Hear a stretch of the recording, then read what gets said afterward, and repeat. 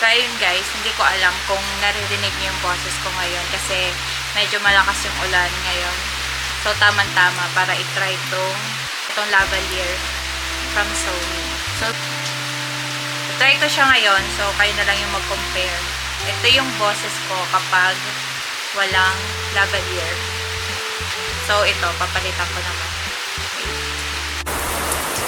So, ito yung boses ko kapag naka-lavalier. So, gamit ko na to ngayong Sony lavalier. So, ayun. Pag-compare nyo na lang. Ayan. Ayan siya ngayon. 1, 2, 3 mic test. 1, 2, 3 mic test.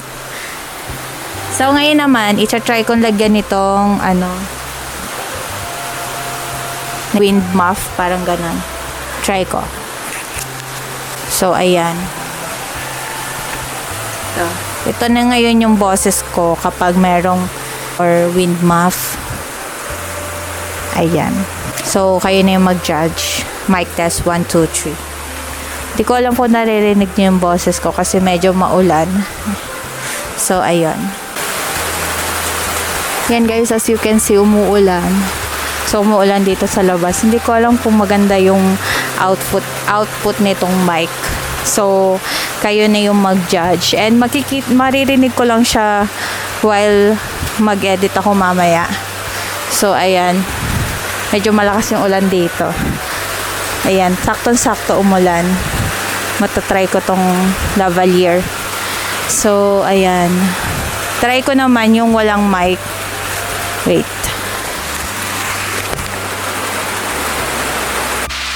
Ito naman guys yung walang microphone or lavalier.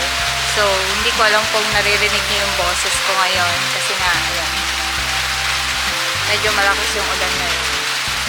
So, kaya na yung maghusga kung naririnig niyo po. Ayan. Ayun lang!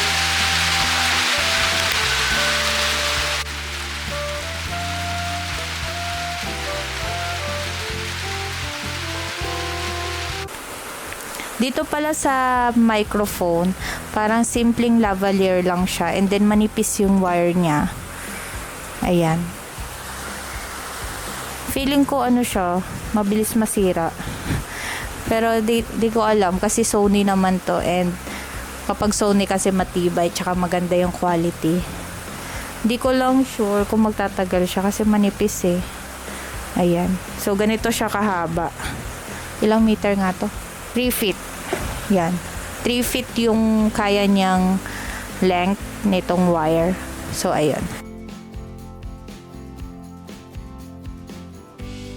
So, ito yung audio kapag wala pa nitong lavalier. So, ayan. Pag-compare natin. And then, so, ito naman yung audio kapag meron na nitong lavalier. So, may electric fan pala sa harap ko. And medyo maingay yung background kasi ang daming mga kuliklik.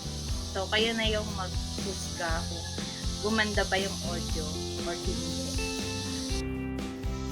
So, ito naman guys, ito yung quality ng audio dito sa may laptop ko. So, sana naririnig nyo ito. So, ito naman guys, kapag meron ng lavalier,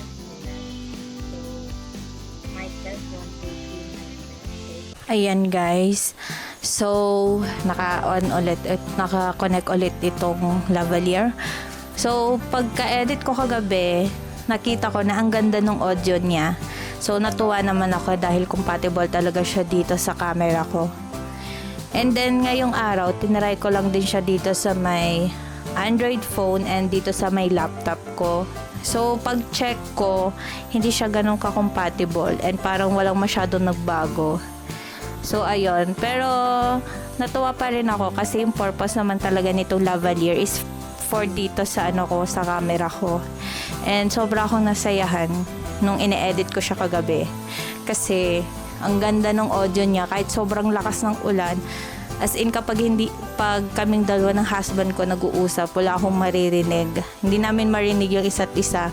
And then nakakatuwa kasi dito sa lavalier, meron pa rin siyang napipick up na audio. And what more kung katulad nito, normal environment lang, walang ulan, 'di ba? So maganda siya and sa tingin ko, mare-recommend ko siya. Kung meron din kayong Sony camera and naghahanap kayo ng lavalier, so, ayan, i-try nyo din itong lavalier mismo ng Sony. And sa pag-try ko naman, ayan, maganda naman siya. And makikita nyo naman din doon sa video ko. So, ayan. Ayun, nabili ko lang nga pala ulit siya sa may Shopee for 1,700. Ayan. So, sana tumagal kasi pagkatingin ko medyo manipis yung wire niya. And, so, sana nakatulong tong video na to para makapag-decide kayo kung naiisip nyong bumili nitong product na to. And, sana nagustuhan nyo din yung video na to. And, ayun, don't forget to subscribe kung may natulong man itong video ko na to sa inyo. And, ayun lang. See you on my next vlog. Bye-bye. Bye-bye. God bless.